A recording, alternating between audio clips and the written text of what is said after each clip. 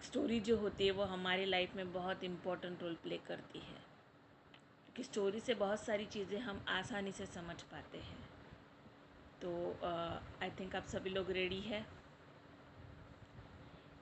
एक आदमी मेले में गुब्बारे बेच रहा था। गुब्बारे मीन्स बलून। एक आदमी मेले में गुब्बारे बेच रहा था और उसी गुब्बारे से उसका गुजारा होता था। उसके पास कई कलर के गुब्बारे होते थे, लाल, पीले, नीले, हरे और रंग बिरंगे गुब्बारे उसके पास थे। जब उसकी बिक्री कम होती थी तो वो क्या करता था, एक हेलियम गैस से भरा हुआ जो गुब्बारा होता था वो हवा में उड़ा देता था। और बच्चे जब उस उड़ते गुब्बारे को देखते थे तो उनका मन उस गुब्बारे को लेने के लिए आतुर होता था, है ना। वो उसके पास अट्रैक्ट होते थे और उसी की वजह से उस गुब्बारे को लेने के लिए लोग उसको ख़रीदने चाहते थे। छोटे छोटे बच्चे उसको ख़रीदने की ज़िद करते थे और उसकी बिक्री बढ़ जाती थी। ऐसे ही वो जब भी उसकी प्रॉब्लम उसको आती थी, उसका बिजनेस नहीं चलता था, उसके गुब्बारे नहीं बिके जाते थे, तब वो यही एक्टिविटीज़ को करता था। और उसके बाद उसका जो गुब्बारा है वो बहुत सारा सेल होता था और यही तरीका वो अपनाता था। एक दिन ऐसे ही वो अपने गुब्बारे को उड़ाने में बिज़ी था और उसे ऐसा महसूस हुआ कि उसके पीछे किसी ने उसका जैकेट, उसका जो शर्ट था उसको वो खींच रहा है कोई। तो वो मुड़ के नीचे देखता है और पीछे उसके एक छोटा सा बच्चा होता है। वो शर्ट, उसकी जैकेट को खींचता हुआ खड़ा होता है। तब पलटकर वो पूछता है कि जो बच्चा है उसने एक सवाल वो गुब्बारे वाले से पूछता है, अगर आप हवा में किसी काले गुब्बारे को छोड़ोगे तो क्या वह भी उड़ेगा? उसका सवाल बहुत अच्छा था। उसने क्या कहा, अगर आप हवा में किसी काले गुब्बारे को छोड़ोगे तो क्या वो भी उड़ेगा? तो बच्चे का जो ये सवाल था वो गुब्बारे वाले के दिल को छू गया था। वो बच्चे की ओर मुड़ा और उसने कहा, बेटे, गुब्बारा अपने रंग की वजह से नहीं बल्कि अपने अंदर से भरी चीज़ की वजह से उड़ता है। तो ये एक छोटी सी स्टोरी है बट बहुत बड़ी बात हमको सिखा के जाती है कि हमारी जो ज़िंदगी होती है वो उसमें कई सारे काम हमें करने होते हैं, है ना। कई सारे रूल्स रेगुलेशंस हमको उसके लिए होते हैं और हम उसको कई बार पूरे करते हैं और कई बार पूरे नहीं कर पाते हैं। और जो लोग करते हैं वो एक ही चीज़ की वजह से करते, उनके अंदर जो चीज़ भरी है, उनके अंदर जो ताकत है और उस चीज़ को देखने का जो उनका नज़रिया है, इसी से वो उस चीज़ को पूरा कर सकते हैं। और वही नज़रिए को बदल के वो लोग ऊपर उठ जाते हैं। तो आई थिंक ये चीज़ हम में भी है, सभी में है, बट कहीं खो गई है, हमको उसको ढूंढना है। क्योंकि देखो, सबसे बड़ी खोज ये होती है कि इंसान अपना नज़रिया अगर बदल ले तो सब कुछ कर सकता है। अगर वो अपना नज़रिया ही नहीं बदलेगा तो वो कुछ नहीं कर सकता है। तो मैं थोड़ा पीपीटी भी शेयर करना चाहूँगी फ्रेंड्स।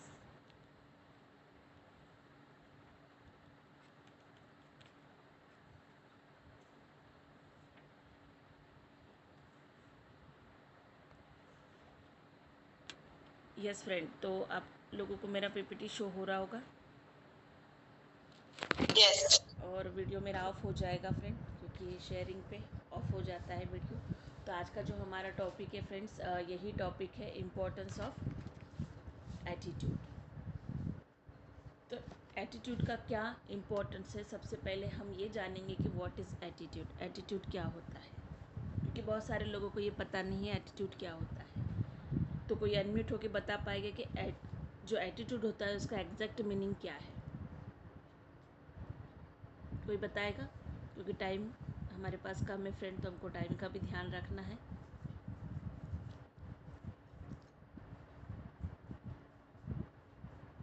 राधिका, कभी कभी कॉन्फिडेंस पे शो करता है एटीट्यूड।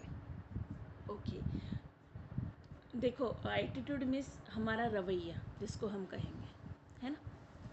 हमारी जो स्थिति होती है, जो मानसिक स्थिति है, हमारी मेंटल हेल्थ और हमारी जो फिजिकल हेल्थ है वो मैच करनी चाहिए, वही एटीट्यूड होता है ना। हम बाहर से कुछ सोचते हैं और अंदर से कुछ सोचते हैं, ये दोनों कंडीशन में हमको स्टेबल होना होता है, वो होता है एटीट्यूड।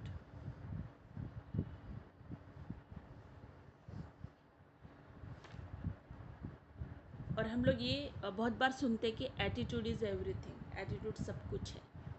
ये ऐसा क्यों कहा जाता है, इसके पीछे की भी कुछ पॉइंट्स है जो मैं आपको कहूँगी कि एटीट्यूड सब कुछ कहा जाता है इसलिए क्योंकि 85% लोगों की लाइफ में मौका आता है कुछ करने का, कुछ कर गुजरने का, और उस 84 लोग कुछ करने के लिए कुछ सीखते हैं, है ना।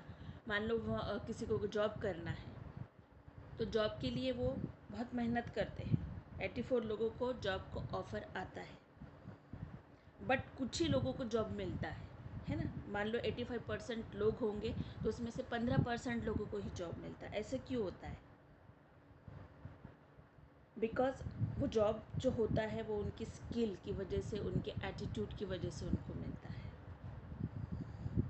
क्योंकि उनको वहाँ पे जो टेस्ट देनी होती है उनकी फिगर्स की टेस्ट नहीं होती है, जो उनके सर्टिफिकेट की टेस्ट नहीं होती, उनको वहाँ इंटरव्यू में बुलाया जाता है और वो इंटरव्यू में उनका एटीट्यूड देखा जाता है और उसी के बेस पे उनको वो जॉब मिलता है, सिर्फ 15% लोगों को।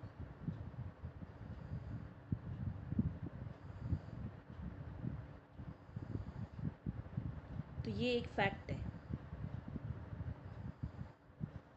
तो यही एटीट्यूड के बारे में हम कुछ चीज़ें और भी आज जानेंगे। और आपने ये भी देखा होगा फ्रेंड्स कि कई बार लाइफ में बहुत सारे लोग हमें देखते हैं और सबका नज़रिया अलग अलग दिखता है। अगर मैं कहूँ कि अगर कोई आदमी है जो रोज़ का उसका कोई बिजनेस कर रहा है ज़िंदगी भर के लिए, या कोई आदमी ऐसा है जो अपने अच्छा नज़रिया लेते हुए अच्छा अफसर बन सकता है, अगर वो बिजनेसमैन कर सकता है तो वो अच्छा अफसर बन सकता है, यस और नो? नो, है ना। क्या कोई अच्छा अगर स्टूडेंट है और उसका नज़रिया अच्छा है तो क्या वो अच्छा बन सकता है परमानेंटली? और एक एग्जांपल से मैं आपको समझाऊंगी। क्या हमारे माँ बाप जो टीचर्स है, सेल्समैन्स है, या जो कोई मालिक है या कोई एम्प्लॉइज़ है, वो अच्छे नज़रिए के बिना ही अपना जो रोल है वो अच्छे से निभा पाते हैं? अगर उनके अंदर अच्छा नज़रिया ही नहीं है तो क्या वो अपने रोल को पूरा निभा पाएंगे? नहीं निभा पाते, क्योंकि वो अच्छे इसलिए है क्योंकि उनका एटीट्यूड अच्छा है।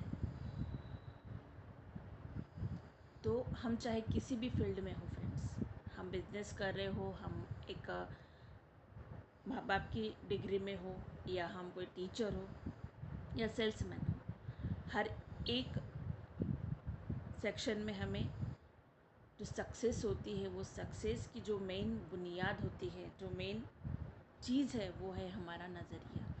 क्योंकि आप देखिए, कोई भी आपको अगर ट्रेनिंग दे रहा है, जो ट्रेनर्स होते हैं वो सबसे पहले आपके नज़रिए को देखते हैं, उनका नज़रिया आप देखिए, वो आपको उसी के बेस पे आपको बताते हैं बहुत सारी चीज़ें।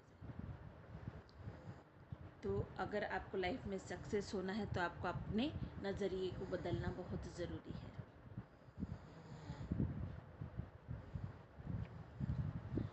तो जब हम हमारी ज़िंदगी को बहुत पास से देखते हैं, जांचते हैं, परखते हैं, तो हमें खुद को ये सवाल करना बहुत ज़रूरी है फ्रेंड्स कि हमारा नज़रिया क्या है और हमारा नज़रिया क्या असर डालता है हम पे। और एक छोटी सी स्टोरी से हम इस चीज़ को और अच्छे से समझेंगे फ्रेंड्स।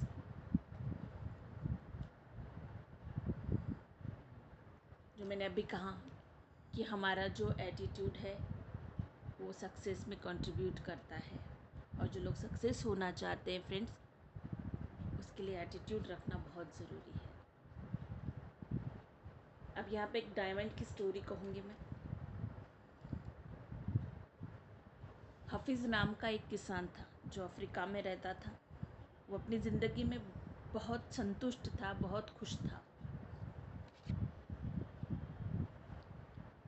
वो खुश इसलिए था क्योंकि वो संतुष्ट था। सेटिस्फाइड था, और वो सेटिस्फाइड इसलिए था क्योंकि वो खुश था। तो उसी दौरान उसके पास एक अक्लमंद इंसान आता है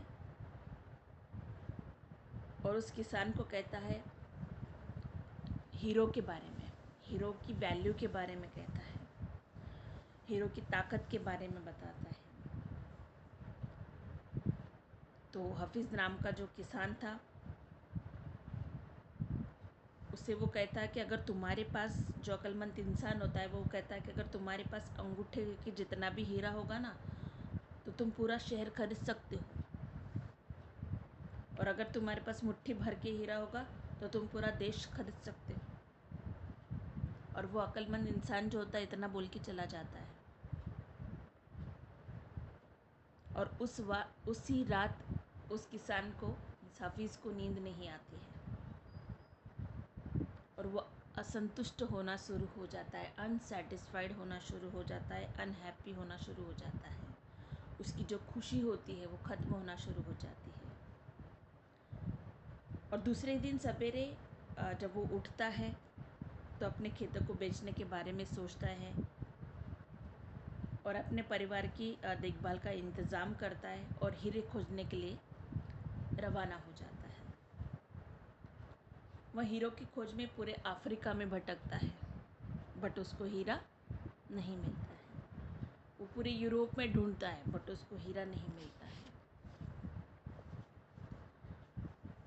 वो स्पेन में भी पहुंच जाता है, वहाँ पे भी उसको हीरा नहीं मिलता है। वो इतनी तरह से स्ट्रेस में आ जाता है कि उसका जो मेंटल हेल्थ है, उसकी जो खुद की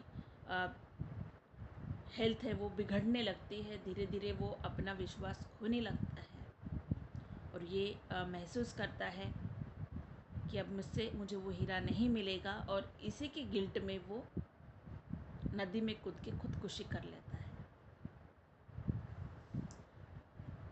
अब यहाँ पे तो वो जो किसान था वो ख़त्म हो चुका है, उसका खेत सारा बिक चुका है। अब दूसरी साइड में जिन लोगों ने उसका इस खेत को ख़रीदा है, वो खेतों के बहने वाले नदी में अपने ऊँटों को पानी पिला रहे थे। तभी सुबह के वक्त उन्हें कुछ एक खेत में सूरज की किरणों से नाले के और कुछ पत्थर पड़े दिखे, और वह पत्थर जैसे ही सूरज की किरणें उस पत्थर पे पड़ रही थी, वो इंद्रधनुष्य की तरह चमक रहा था। तो जिस आदमी ने उसका खेत खरीदा था, इसे वो सारा सीन दिख रहा था। उसने सोचा कि ये पत्थर कितना अच्छा दिख रहा है, तो इसे मैं अपने बैठक रूम में लगा देता हूँ, है ना, ताकि आते जाते लोग इसको देखेंगे, खुश होंगे। उसने उस पत्थर को उठाया, अपने बैठक में सजा दिया। और उसी दिन दोपहर में जो हफीज़ को अक्लमंद इंसान मिला था वो वहाँ पर आया। उसने उस पत्थर को देखा और उसने उस पत्थर को देख के पूछा, क्या हफीज़ लौट आया है? क्या वो किसान लौट आया है? तो खेतों का जो नया मालिक था उसने जवाब दिया, नहीं। लेकिन आपने ये सवाल क्यों पूछा? तो अक्लमंद इंसान कहता है कि क्योंकि यह हीरा है। उस पत्थर को देख के वो बोलता है कि ये हीरा है, मैं इन्हें देखते ही पहचान जाता हूँ। नया मालिक जो होता है वो कहता है, नहीं, ये सिर्फ एक पत्थर है, ये कोई हीरा वीरा नहीं है। मैंने ऐसे कई सारे पत्थर वो नाले के पास देखे हैं, चलो मैं आपको दिखाता हूँ। वो उन्हें वहाँ ले जाता है और उन्हें वो सारे पत्थर वो देखने के लिए कहता है। सारे पत्थर चमक रहे होते हैं। उसमें से कुछ नमूने के तौर पे वो पत्थर ले जाता है, उठाता है और जांच परखने के लिए भेज देता है। और वो पत्थर हीरे से, सारे पत्थर जो होते हैं फ्रेंड्स, वो हीरे होते हैं। और तब उन्हें ये पता चलता है कि उस खेत में दूर दूर तक हीरे दबे हुए हैं। ये एक छोटी सी स्टोरी है, बट इस स्टोरी से बहुत सारी सीख हम ले सकते हैं। कोई बता पाएगा इससे क्या हम सीख सकते हैं? एनीवन? अनम्यूट होके बताना है आपको।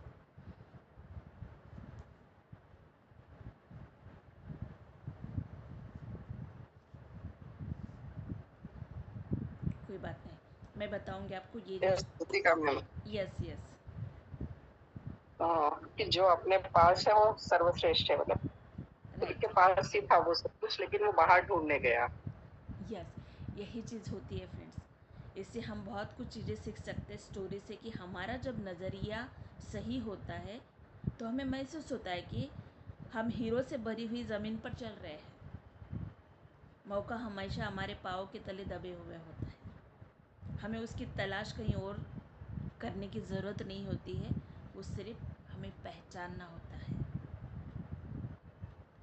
और एक चीज़ यहाँ पे हम सीख सकते हैं कि दूसरे के खेत की घास जो होती है ना हमेशा हमको हरी लगती है। हाँ उसने ये किया, हाँ उसके पास ये है, बट हमारे पास क्या ये हमें नहीं नज़र आता।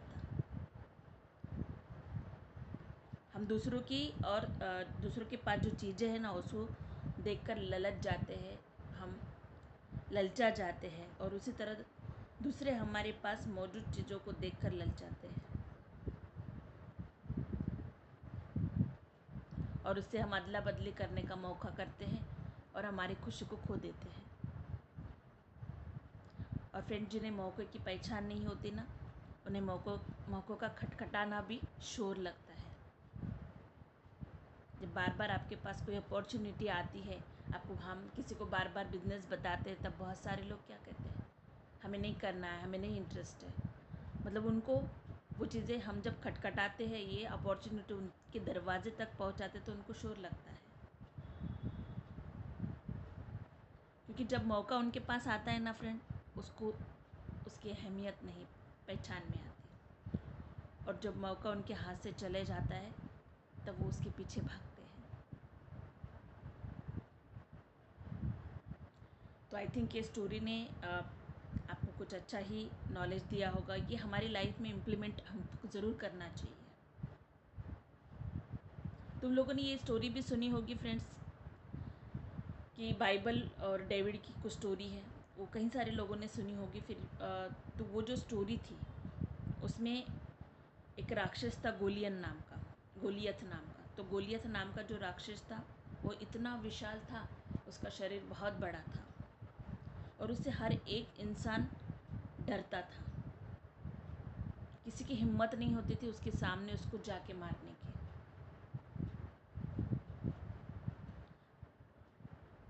तो 17 साल तक लोग उसको जूझते रहते थे, उसको बर्दाश्त करते रहते थे। तभी एक छोटा सा लड़का, एक भेड़ चराने वाला लड़का था, वह उन सारे लोगों से मिला। उसने पूछा कि तुम लोग इस राक्षस से क्यों नहीं लड़ते? तो सारे लोग कहने लगे, अरे ये तो बहुत बड़ा राक्षस है, इससे तो कोई नहीं लड़ सकता। क्या तुमने देखा नहीं कि वो कितना बड़ा है, उसे मारा ही नहीं जा सकता? इस पर वो जो छोटा लड़का था जिसका नाम डेविड था, वो कहता है, बात ये नहीं है कि वो मारा नहीं जा सकता, बात ये नहीं है कि बड़ा होने की वजह से वो मारा नहीं जा सकता, बल्कि हकीकत तो ये है कि इतना बड़ा है कि उस पर लगाया गया निशाना कभी चूक ही नहीं सकता। और उसके बाद जो हुआ वो हम सबको पता है। उसी डेविड ने उस राक्षस को उस गुलेल से मार डाला। राक्षस वही था, लेकिन उसके बारे में डेविड का जो नज़रिया था ना, वो टोटली चेंज था।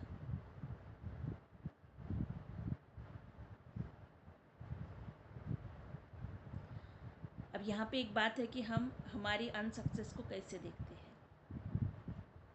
ये हमारा नज़रिया तय करता है, हमारा एटीट्यूड तय करता है। अगर हम पॉजिटिव हो तो सारी चीज़ें हमको पॉजिटिव दिखना शुरू हो जाएगी, अगर हम निगेटिव हुए तो सारी चीज़ें हमको निगेटिव दिखना शुरू हो जाएगी।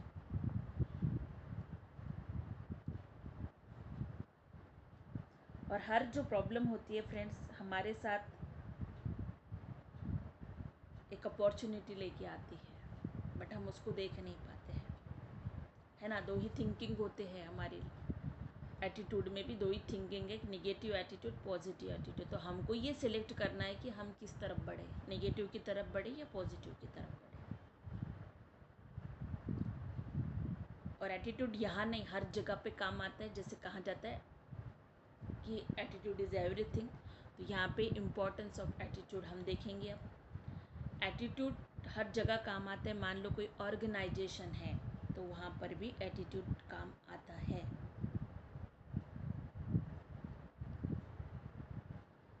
मुझे एक बात बताइए फ्रेंड्स, क्या आपको कभी इस बात पे हैरानी नहीं हुई कि कुछ लोग कुछ ऑर्गेनाइजेशन में काम करते हैं, है ना, दूसरे देशों के कंपेयर में अधिक कामयाब होते हैं? देखा है आपने? ये फैक्ट है, होता है। तो हमें लगता है इसमें क्या राज होगा, ये क्या करते होंगे। वे कामयाब इसलिए होते हैं फ्रेंड्स कि वे दूसरों के मुकाबले अधिक ढंग से सोचने की और काम करने की हिम्मत रखते हैं। और एक बात वहाँ पे होती है कि वो सबसे ज़्यादा लोगों को इन्वेस्ट करते हैं, है ना, चीज़ों पे इन्वेस्ट नहीं करते हैं, वो लोगों पे इन्वेस्ट करते हैं, अपना टाइम, अपना पैसा। सबसे बड़ी कॉपरेशन वाले से किसी ने पूछा एक सवाल, अगर आपके पास जादू की छड़ी होती और आपको एक ही चीज़ को बदलना होता जिससे आपको तरक्की मिल जाए और आपकी प्रोडक्टिविटी और आपको बेनिफिट मिल जाए, तो आप किस चीज़ को बदलना चाहोगे? तो उस अफसर ने एक ही जवाब दिया कि मैं कुछ और नहीं बदलना चाहूँगा, बस मैं कंपनी बदलना चाहूँगा, ना कुछ बदलना चाहूँगा, बस मैं एक ही चीज़ को बदलना चाहूँगा, वो है लोगों के नज़रिए को। क्योंकि अगर बेहतर नज़रिए वाले लोग हमारे साथ होंगे तो क्या होगा, ऑटोमेटिकली हमारी टीम बढ़ेगी, हमारा काम अच्छे से होगा, सारे लोग उसमें हॉनेस्ट होंगे और सब मिलके हम इस कंपनी को बहुत बड़े माहौल पे ले जा सकते हैं। तो हम लोग, हमारी जो पूंजी है, औजार है, इसमें हमारे जो भी इंस्ट्रूमेंट है या हमारी जो भी सेविंग है वो सारी हम लोगों के लिए ही यूज़ करते हैं। तो ये बहुत बड़ा एग्जाम्पल है। अगर हमें हमारी ऑर्गेनाइजेशन में बड़े लेवल पे, हमारे बिजनेस में बड़े लेवल पे जाना है तो हमें स्मार्ट, जिसको मैं कहूँगी, और सेकंड जिसको हम कहेंगे राइट नज़रिए वाले लोगों को ढूंढना बहुत ज़रूरी है। सेकंड TQP, ये क्या है ये भी हम देखेंगे। TQP means total quality people. देखो बहुत सारे ट्रेनिंग प्रोग्राम्स जैसे कस्टमर सर्विस, है ना, सेलिंग स्किल, ये हम देखते हैं। तो उस प्रोग्राम में बहुत सारे, ये प्रोग्राम बहुत अच्छे से सक्सेस होते हैं, आपने देखा होगा। कल ही की बात है, नांदेड़ में हमारा एक ट्रेनिंग प्रोग्राम हुआ था, बहुत अच्छे से सक्सेस हुआ, उसके पिक हम लोगों ने देखे। तो वो सक्सेस क्यों हुआ, किसने गेस किया इस चीज़ पे? क्योंकि देखो प्रोग्राम को सक्सेस करना ये एक बहुत बड़ी अपने आप में चुनौती होती है। तो ये सक्सेस इसलिए होता है फ्रेंड क्योंकि इसमें TQP है, टोटल क्वालिटी पीपल्स, में सारी खूबियों से भरे लोग, यानी वो लोग जिनका माइंडसेट एक है, जो ईमानदारी से अपना काम करना चाहते हैं, जो पॉजिटिव एटीट्यूड के हैं। तो हमें और आपने ये भी देखा होगा फ्रेंड्स, कई हम कस्टमर सर्विस प्रोग्राम को देखते हैं तो वहाँ पे क्या होता है, कुछ पार्ट उनको ऐसा पढ़ाया जाता है ना, थैंक यू, प्लीज़, कैसे मुस्कुराना, हाथ कैसे मिलाना, कैसे करना है, ये सारी चीज़ें उनको सिखाई जाती है। तो बहुत सारे लोग वहाँ पे सीखते हैं, बट कुछ लोग वहाँ पे जो काम करते हैं वो डुप्लिकेट करते हैं, जो हमको नज़र आता है, जब हम फील भी होता है हम लोगों को। हम अगर कोई शॉप में गए और वहाँ पे कोई हमें अगर सामान दिखा रहा है ना, कोई साड़ी भी दिखा रहा है, साड़ी की शॉप में गए तो वहाँ पे एक जो पर्सन होता है वो बहुत अच्छे तरीके से हमको शो करता है, और एक पर्सन जो होता है ना, उसको जान पे आता है, जैसे उसको लगता है नहीं यार बोझ लगता है वो चीज़, वो फॉर्मेलिटी के लिए हंसेगा, फॉर्मेलिटी के लिए सब करेगा, वो हमको फील होती है, चीज़ होती है ना। दैट मीन्स कि जब हम किसी के साथ अच्छे से पेश आएंगे, और वो अच्छा पेश आना कब होगा, जब हमारे अंदर अंदर वो चीज़ होगी, हमें ऐसा लगेगा कि मैं इसकी हेल्प कर रही हूँ या मैं उसका हेल्प करना चाहता हूँ। जब ये फीलिंग्स हमारे अंदर आके हम उस चीज़ को शो करेंगे तो ऑटोमेटिकली सामने वाले को कनेक्ट होती है। ये होता है पॉजिटिव एटीट्यूड।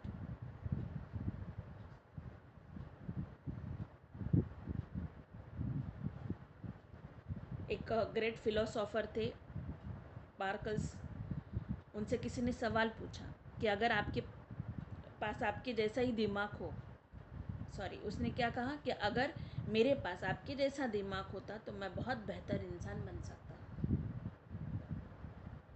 इस पर वो फिलोसोफर ने बहुत बेहतरीन जवाब दिया फ्रेंड्स, कि बेहतर इंसान बनो, तुम्हारा दिमाग खुद ब खुद मेरे जैसा हो जाएगा।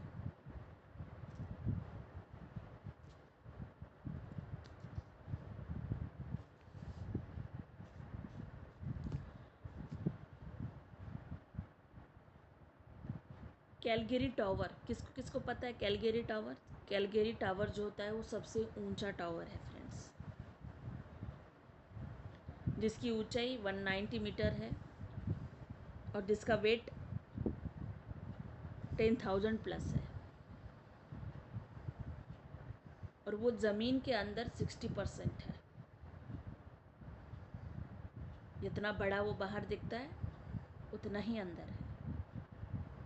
दैट मीन्स ये क्लियर है कि जो बड़ी बड़ी इमारतें हमको दिखती है उनकी नींव बहुत मजबूत होती है, क्योंकि जो बड़ी बिल्डिंग्स होती है उसको टिकने के लिए उसकी नींव मजबूत होना बहुत ज़रूरी है। उसी तरह हमें अगर सक्सेस होना है और टिके रहना है, मजबूत रहना है, तो हमें पॉजिटिव एटीट्यूड रखना बहुत ज़रूरी है।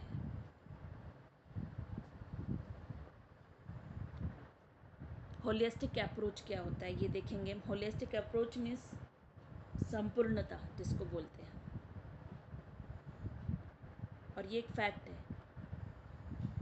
देखो, हमारे पास सिर्फ हाथ है या सिर्फ पाँव है या सिर्फ कान है या दिल और दिमाग ही है, ऐसा नहीं है। हम पूरे इंसान हैं, है ना? सभी लोग पूरा इंसान हैं, जिसको संपूर्ण कहते हैं, टोटल, है ना? पूरा इंसान है, और पूरे इंसान काम करता है, जॉब पे जाता है, घर लौटता है, ये पूरा इंसान ही घर ऐसा नहीं है कि आधा इंसान घर पे लौट गया, काम पे गया, उसका सिर्फ पाँव ही घर पे आया, हाथ ही घर पे आया, ऐसा पॉसिबल नहीं है ना? पूरा इंसान काम करने जाता है तो पूरा इंसान काम करके घर पे भी लौटता है। फिर घर पे आने के बाद उसको फैमिली की प्रॉब्लम्स, घर के काम, ये सारी चीज़ें दिखती है, और ये फैमिली प्रॉब्लम्स, ये बाकी के काम, इसी का उसको स्ट्रेस होना शुरू हो जाता है, और उसकी जो प्रोडक्टिविटी है वो डाउन होना शुरू हो जाती है, और इसका असर सिर्फ हमारे फैमिली पे नहीं, हमारे बिजनेस पे भी गिरता है। तो ये दोनों चीज़ों को हमें बैलेंस करना होता है, ये दोनों चीज़ों को बैलेंस करना बहुत ज़रूरी है। इसलिए हमने अफर्मेशन में आज लिया कि हर स्थिति में हमको शांत रहना है। अब कुछ फैक्टर्स है फ्रेंड्स जो हमारे एटीट्यूड को देखने में हमको मदद करते हैं।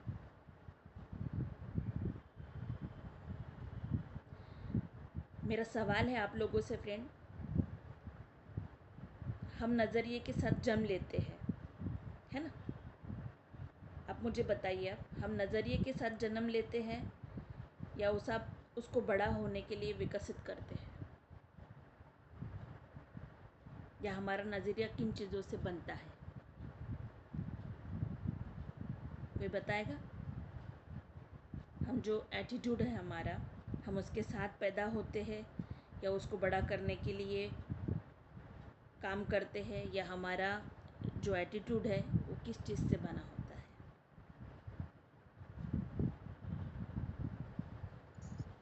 हमारे आप आसपास जब से, यस, माहौल, एटमॉस्फेयर, माहौल और यस, एक वस्तु। इसकी बहुत बड़ी चीज़ है माहौल। माहौल की वजह से हमारी लाइफ जो होती है उसका नज़रिया नेगेटिव पॉजिटिव दोनों साइड से होता है, क्योंकि ये बहुत कनेक्ट है हमारी लाइफ से चीज़। ये सारी चीज़ हमारी लाइफ से बहुत कनेक्ट है। और हमारे नज़रिए में 3 फैक्टर है जिसको 3 ES कहते हैं। वो 3 ES क्या है हम देखेंगे। तो 3 ES हमारे हैं environment, experience and education. Environment means हमारा माहौल। माहौल हर जगह है ना। माहौल हर जगह है। हम घर में है तो भी अच्छा बुरा दोनों माहौल है। हम स्कूल जा रहे हैं तो भी अच्छा बुरा दोनों माहौल हमारे पास है ना। हम कहीं वर्क करते हैं वहाँ पर भी माहौल होता है। कोई मीडिया पे है ना, वहाँ पे भी माहौल होगा। कोई कल्चरल प्रोग्राम से है वहाँ पे भी माहौल होगा। कोई रिलीजियस प्रोग्राम से है वहाँ से भी माहौल होगा। कोई ट्रेडिशनल प्रोग्राम में है वहाँ से भी माहौल मिलता है हमें एक, है ना। कोई पॉलिटिशियंस है तो वहाँ पे भी एक अलग माहौल होता है। देखो, घर हो या कोई इंस्टीट्यूट हो या कुछ भी हो या देश हो, हर जगह माहौल है।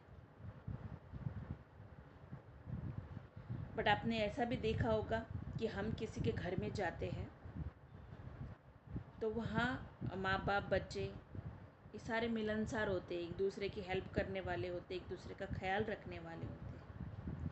और हम ऐसे भी कुछ घर देखते हैं जहाँ का माहौल बहुत डिफरेंट होता है। वहाँ आपस में कुत्ती बिल्ली के जैसे लोग लड़ते हैं। ये फैक्ट है, होता है ये। हम अगर देश की भी बात करें तो कहीं जो सरकार होती है वहाँ पे कई लोग बहुत ईमानदार होते तो कई बेईमान भी होते हैं। देखा है हम सभी ने ये चीज़ें, हर रोज़ न्यूज़ में देखते हैं। कहीं भ्रष्टाचार होता है, कहीं ईमानदारी से लोग काम करते हैं।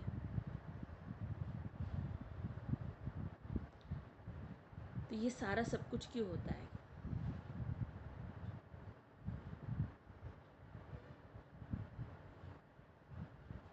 क्योंकि वो हमेशा ऊपर, देखो जो नज़रिया होता है ना हमारा, वो नीचे से ऊपर नहीं जाता है, ऊपर से नीचे आता है। हमें पीछे मुड़कर देखना चाहिए कि हमने खुद के लिए और हमारे आसपास के लोगों के लिए कैसा माहौल किया है। बुरे माहौल में लोगों से बुरे ही लोग आपको मिलेंगे। वहाँ अच्छे व्यवहार की आप एक्सप्रेशन नहीं कर सकते, राइट। आप उम्मीद नहीं कर सकते कि वहाँ से हमको अच्छा व्यवहार मिलेगा।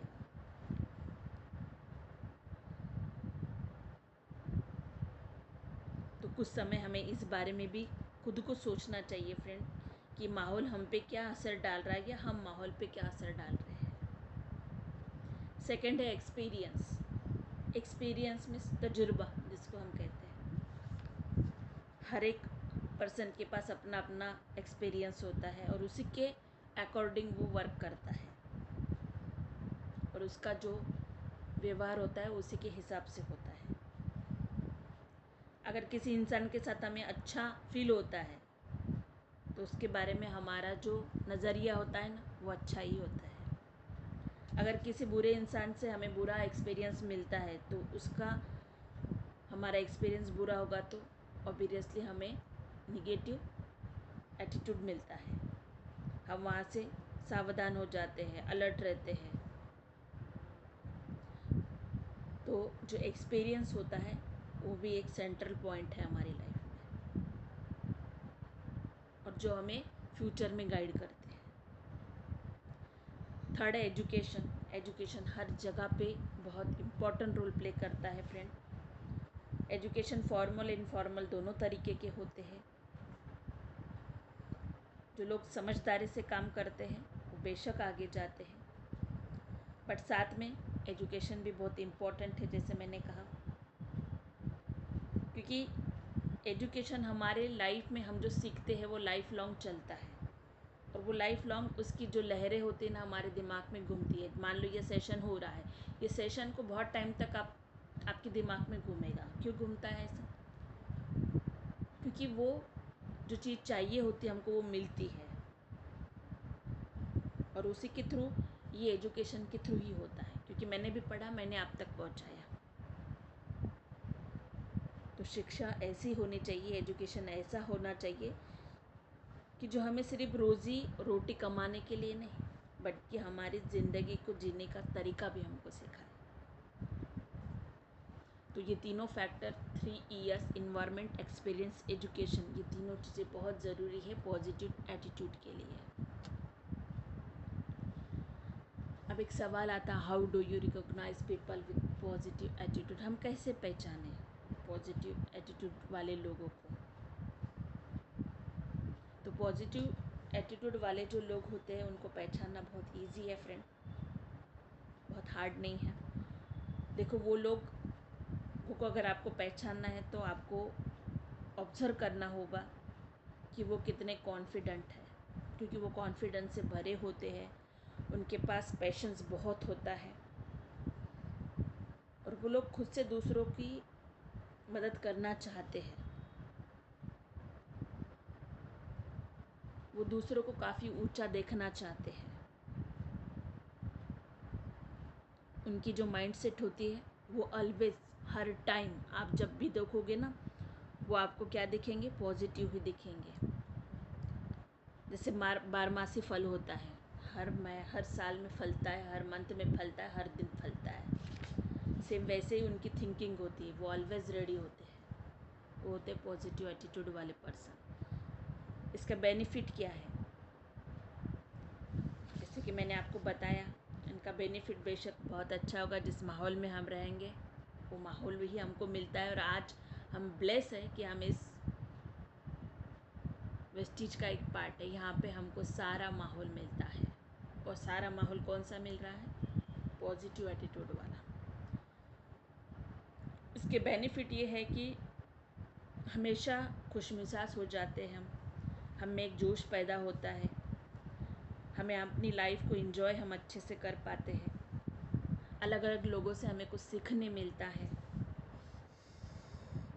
ना?